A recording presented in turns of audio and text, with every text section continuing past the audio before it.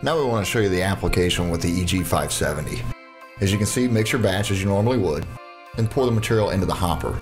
From there, attach the spray head, and then with the quick release on the actual turbine, you just simply attach to the turbine and you're ready to spray.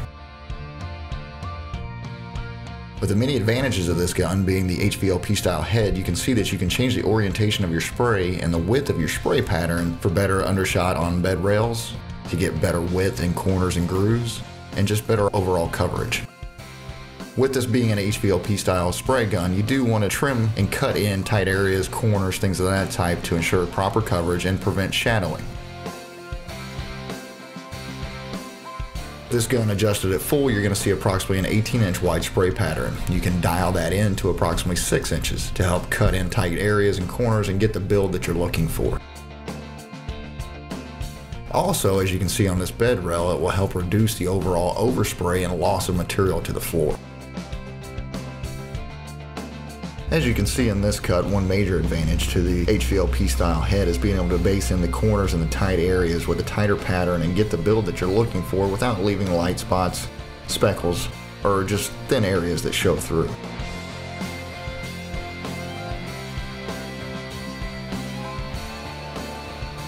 When spraying with the EG570, you will use multiple batches in a truck bed just like we do with the traditional pneumatic guns. When reloading the hopper, it's much easier to remove the spray head, unscrew it from the hopper, pour your material into the hopper, reattach the spray head, and then reattach to the turbine. That way you're not trying to fight a fully loaded hopper and the weight of the turbine all at the same time.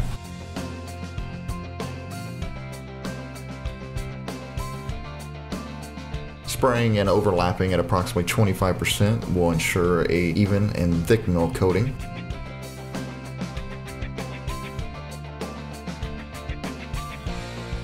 As you can see in this segment, the overspray is incredibly minimal, allowing you to spray in various areas. This can even be done simply in a driveway or a parking lot, things that can be a little messy or precarious when you're using a high volume or even the low volume pneumatic spray guns.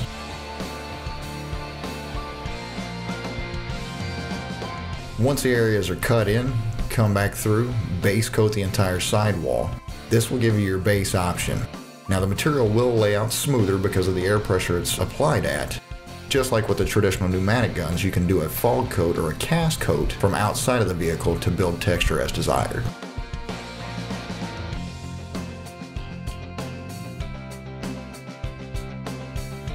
The Scorpion EG570 is an excellent option for control of overspray, areas where you don't have access to compressors, and a great option for mobile installations, allowing you to operate simply with a generator, no compressor required. Now as we're wrapping up on the opposite sidewall, we spray just like we do with the traditional guns. You start with one sidewall, trim and outline, then base coat, move to the headboard, spray the opposite sidewall, and then from there you're ready to walk yourself out of the truck bed.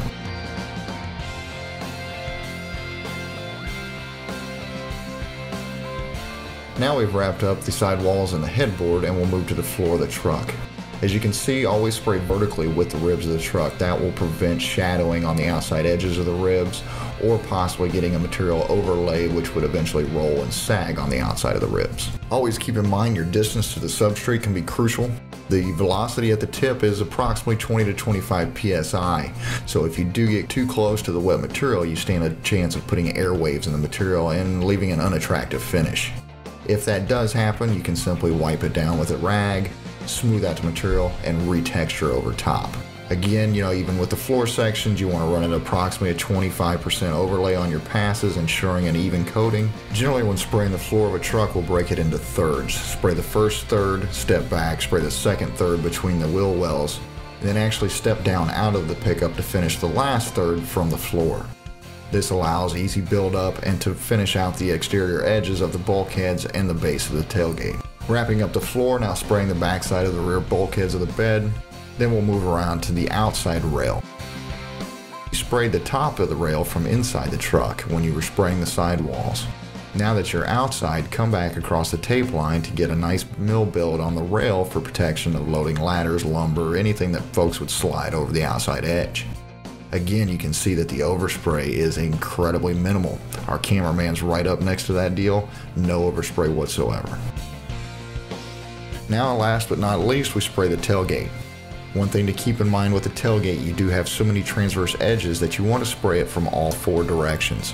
Literally start from one end, work to the opposite, work it from top and bottom. That way you make sure you don't leave any shadows or thin areas that would show through after the material dries.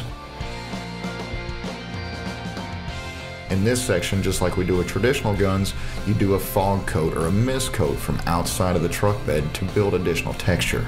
This is completely up to the applicator. Some folks like a smooth orange peel finish.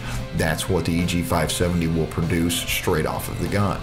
If you do like the more aggressive, abrasive style look, then what you'll want to do is from the exterior, work from one side of the truck to the opposite, fogging over the liner with as much distance as you can make.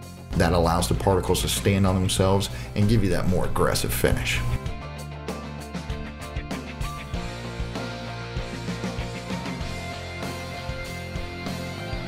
Even with the misting and fog coat, you can see the overspray and the fog created from the gun is little to nothing.